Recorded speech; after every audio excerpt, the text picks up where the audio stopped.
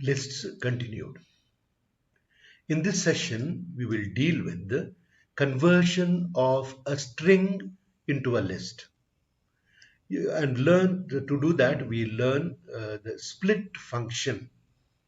We also you make the difference between learn the difference between these two methods: append, which you have learned in the last session, and pop method. We shall delete elements in the list using delete command, remove this thing method, and then we can also remove more than one item in a list. So we shall learn all this during this session. First, how to convert a string into a list. To convert a string into a list of words, we use the split command, split function to convert this. For example, we'll take a particular example. I've got here, for example, it's a string here, name string with all the names here. It's a string, one string. So as you see, they are separated by spaces here. So how are we going to convert that into a list? So simple things. So suppose I print name string, it will print those names. They're just a string, it is printed. Now what I do is I use the split command. So names, this is the method associated with the string uh, data type. So name string dot split.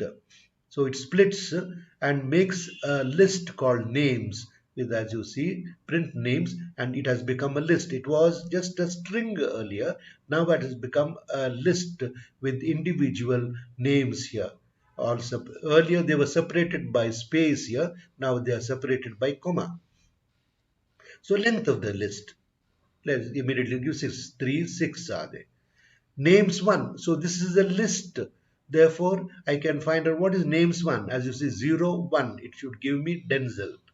So for names in names, print. This is a for loop to print each of those data items in the list, and immediately it will print Ashok, Denzel, Leston in the same order. So this is therefore how we convert a given string into a list, and how do we check the various items which are present in the list. Split. Let us try to understand. We'll go a little deeper into this function or the method called split. It's a string method. So use split function or method with the delimiter. We have in the earlier example we did not give any delimiter. It presumed that space was the delimiter, but we can give a delimiter. As you see here, this is a string here with the delimiter here, slash, forward slash, and forward slash here. So let us see, words is equal to line dot split. Split it wherever there is a forward slash, and let us see what happens. For word in words, we try to print. As you see, it gives the first word here, net, then wiki, then JRR underscore Tolkien. This is becomes third. So there are three words are there. Three words are extracted from this string. The string is converted into a list of three words. Now again, let us see. So name, I assign the second word, that is 012 JRR underscore Tolkien to variable called name. Then I say name dot split, split it where there is an underscore. So names, therefore print names 1. This is therefore 01. So it will give you the Tolkien writing gives you the name. Then again you split it where this symbol is there. Again, names 1 dot split. So then it gives you name 0 is equal to Tolkien. So this is how we can extract data from a string using the split command and converting that into a list and then going through the list. So that is a very useful command function. Now I've got one more string here. As you see, Denzel Lobo. This is a string. So let us see. Words is equal to URL dot split. Now this splits wherever there is a space as a space. So as you see here, then I say for I is equal to 0. Yeah. So then I say print each word at which location. So as you see, 0 contains Denzel, Lobo 1, then the whole thing will come in next one, then November, then 3, then 20, 21, 9, 40, and then PM. So it is split into 8 words, 8 words. That is what is done. Now let us see. So print name. So what do? I print word 0 and words 1. Word 0, Denzel Lobo. So it is going to print where name is equal to Denzel Lobo. So prints email ID. Email ID is 1. Words 2. So immediately prints the email ID. Then you say mail on date. So I get 3 strings here. Words 3, words 4, words 5. So words 3, words 4, words 3, word 4, word 5. So yeah, 3, 4, 5.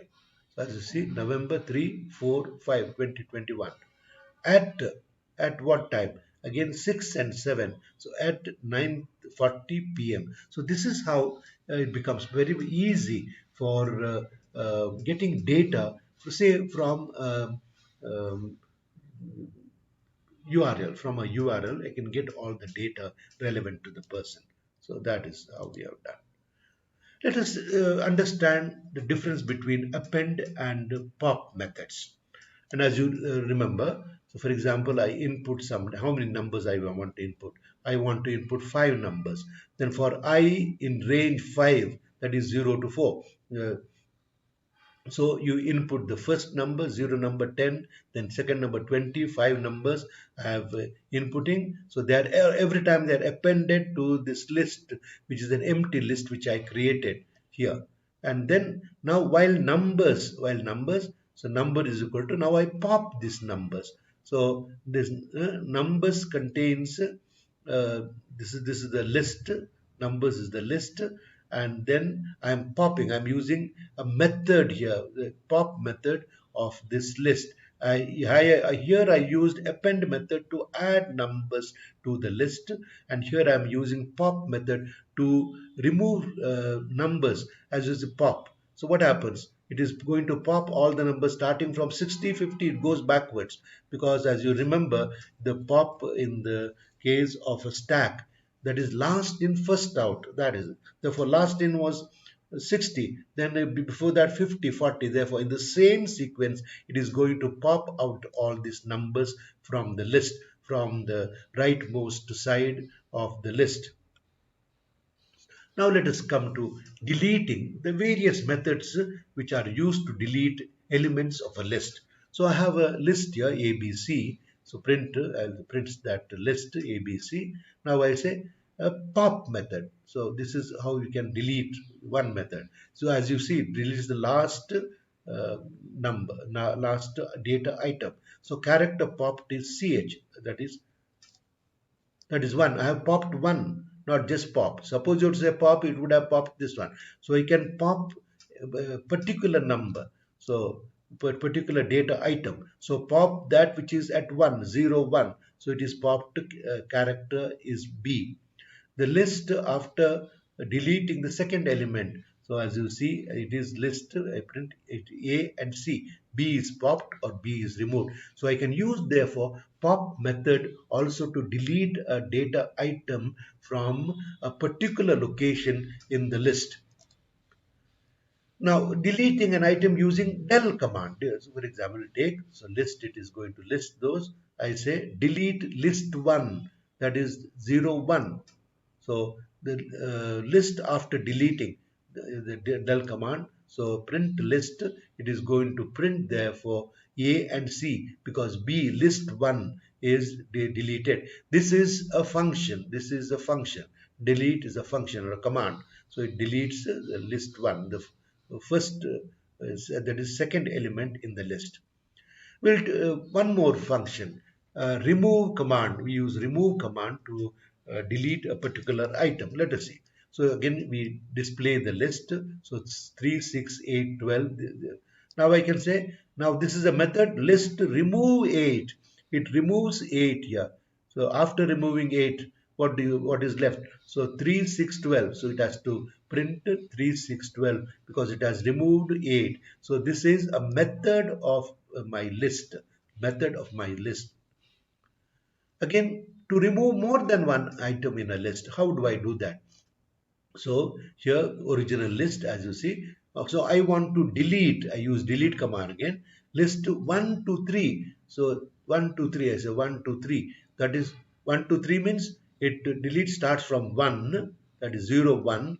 2, 3 means up to 3 minus 1. So it is going to remove two elements here. So 1, 3. After list, after deleting 1 to 3, as you see, print list. So it prints A, D, E, F.